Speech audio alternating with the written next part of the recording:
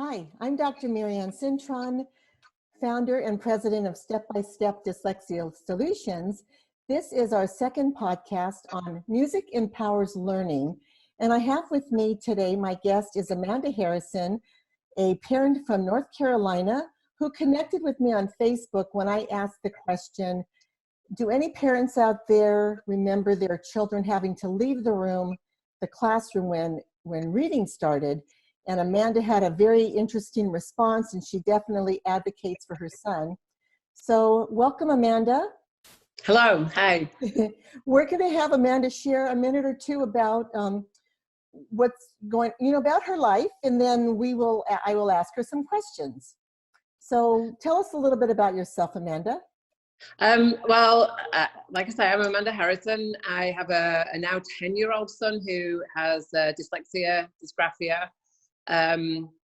Dyslexia runs in our family on both sides. So our journey started when my son was in second grade. But at that point, dyslexia wasn't on the radar for him.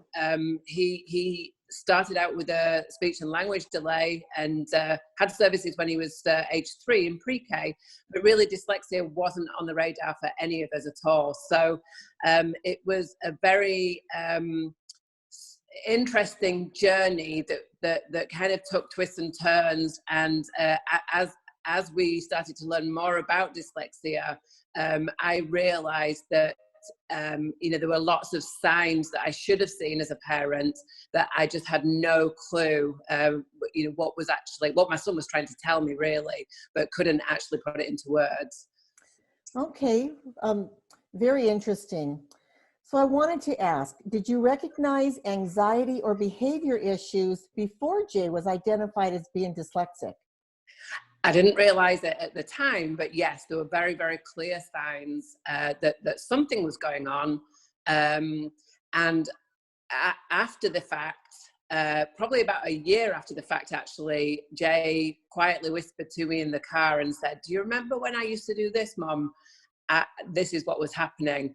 And it was heartbreaking to hear it. But in actual fact, what was happening in second grade, Jay's teacher reached out to us and said that Jay was going to the bathroom an awful lot, 2 or 3 times within the hour, and that she was concerned about it. So we took him to the doctors.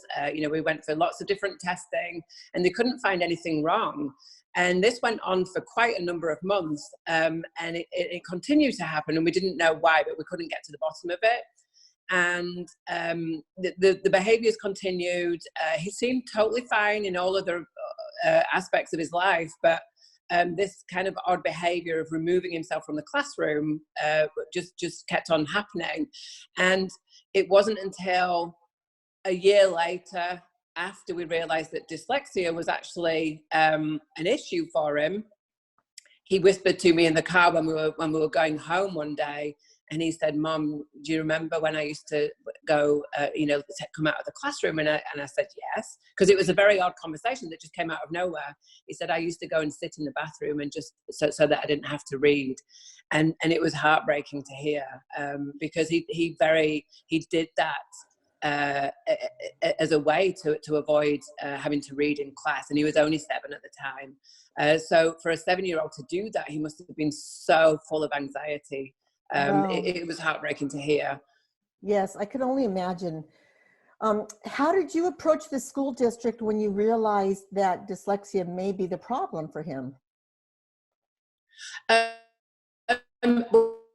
Well, in actual fact, probably about later, we moved states from Florida to North Carolina, and I realized something else was going on with Jay. He already had an IEP for speech. There seemed to be some other underlying issues, and I suddenly realized that Jay had a lot of red flags for dyslexia.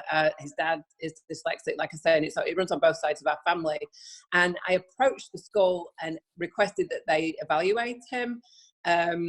And that really started a whole journey for us in the world of really kind of fighting for and advocating for our child. We ended up getting a private diagnosis of dyslexia, but in that process, you know, Jay wasn't having his needs met at school, and there was a lot of conflict between us and school trying to get the services for him. And during that time, Jay was very, very stressed. He didn't understand why he couldn't do the same work as his peers. He was a very intelligent little boy, but he was getting more and more anxious and saying he didn't want to go to school. He had tummy aches. Trying to avoid going to school, and eventually this all came to a head with a huge meltdown after about 3 months of this kind of tummy ache, kind of avoiding tactics, and he told us he wanted to die. He was so anxious that he just had a huge meltdown and expressed in his own way that he wanted to die, and it literally took my breath away. It was a horrible day for us, and it was really a point for us. Yeah, that's, you know, it's very interesting to see his behavior while you're fighting with the school to try to get him the help. And yeah, I think other parents probably are experiencing very similar situations in their homes. And I really like how you mentioned that your husband is dyslexic, because it does have a component of yes, absolutely. It is genetic. Yes. So let me ask you a question about his performance. Did you see a discrepancy between his performance at home versus how they said he performed at school? Yeah, school, he managed to, he was pretty much on grade level, generally. But in the work that when you went deeper into his work with the Dibbles and the M class that they use in North Carolina, when you looked into that further, you could see that there were definitely issues. He was in the reds and the yellows for a lot of the year. So anybody that knew what they were actually looking at would be very obvious, coupled with other red flags too, and then a family history. You know, he had a hard time comprehending what he was reading. He couldn't decode words, but he'd also memorized sight words. You know, on the face of it, he'd managed to kind of wing it for as long as he could, but he was starting to struggle by the end of third grade because he just couldn't cope with the volume of work anymore. Homework was very, very stressful. It would take us a long time. It would always end in tears for one or both of us. It was very stressful. It was a very anxious time, and we certainly didn't realize that he was probably absorbing some of the stress that we were having with the school. And, you know, seeing how that conflict that we were in, you know, advocating for him and trying to get him help, he was probably absorbing some of that too. And we didn't realize it. You know, you don't realize how receptive, you know, and perceptive the kids are, but they really do take on some of your stress as well. And I think you have to be very careful about that to kind of, you know, not let your stress be absorbed by them as well. Do you remember having sleepless nights? Oh, staying my gosh. up, wondering how to help him? Yeah. I mean, the trying to advocate for your child in a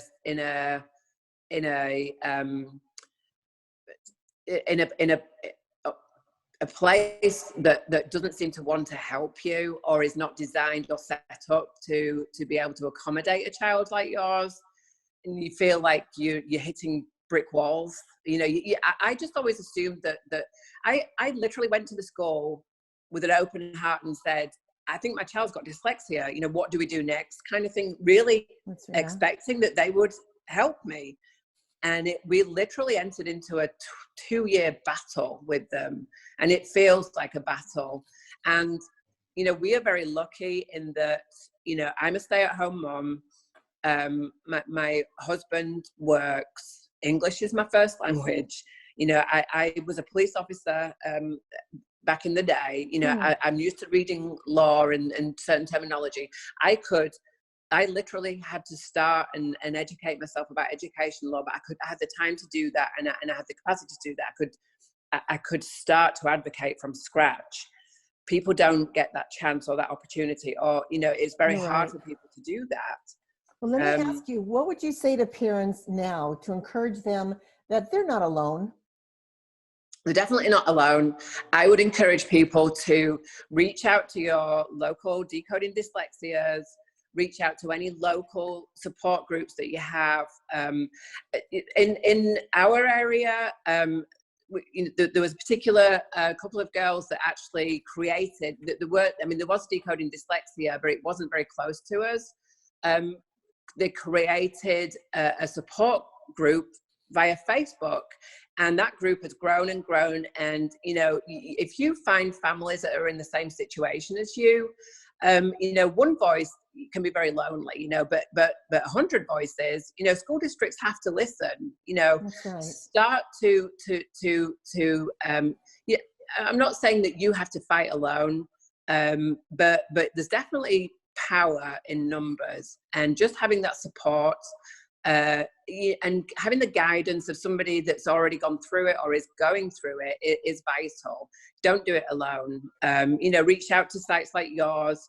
There's so many different resources out there now with social media. It's very, very easy to find resources, and just having somebody that understands what you're going through. Because I think when you have a child that has learning differences, I don't think people understand what that feels like.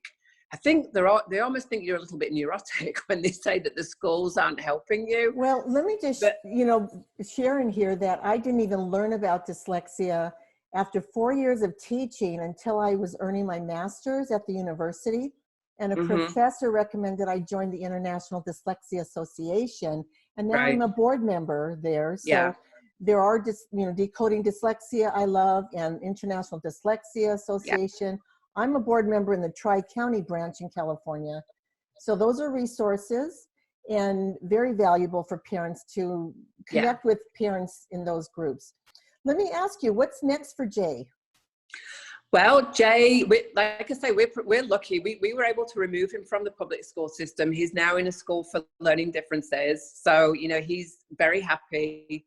He is honestly like a different child from the first day. He is like a different child. When the first day I picked him up from there, I pretty much burst into tears because I was so relieved. We were lucky that we could go back and then fight through due process, and we literally fought the school system. So and now I don't want to just walk away and leave other parents. I am committed to advocating for other parents too. But Jay is fine. He's very happy. We're doing good. That's so great to hear. And I remember having a grandparent cry to me when he started seeing his granddaughter having success. We used music with the phonics-based reading program, but the genetic component was there with the girl's mother being in prison. And the grandfather was so afraid that the girl was going to go on that trajectory. Yeah. So, Amanda, I want to thank you so much for your time. And I just want to thank all the listeners for tuning in today. I hope you share this podcast with other parents. And we're going to say goodbye. My name again is Dr. Marianne Cintron with Step by Step Dyslexia Solutions.